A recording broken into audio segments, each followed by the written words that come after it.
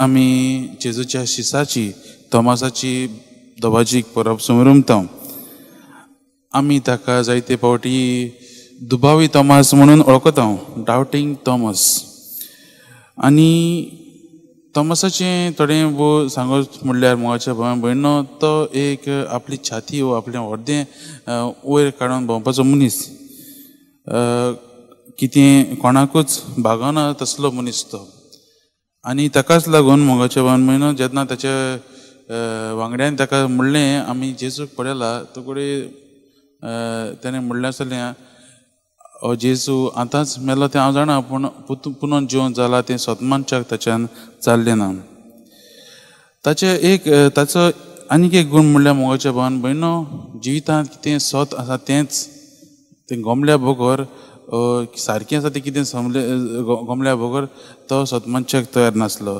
आनी ताकाच लागून गोडेक ताचे वांगडी बी शीस जे आसात ते ताका गोडे गोरवान भरलेले बी म्हणटाले आसतले.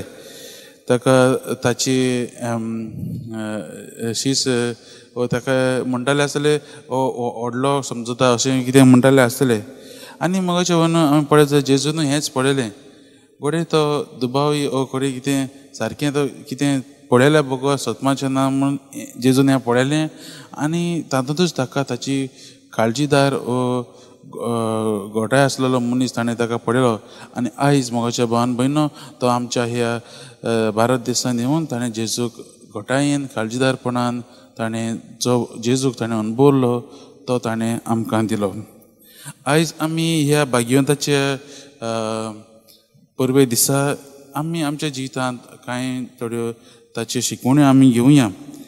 आनी आमी पळयत जाल्यार न्हू पवित्र पुस्तकांत आमी फकत तोमासाक दुबावी तोमास म्हणूच वळखतात, पूण ताचे आनीकय कांय गूण आसात.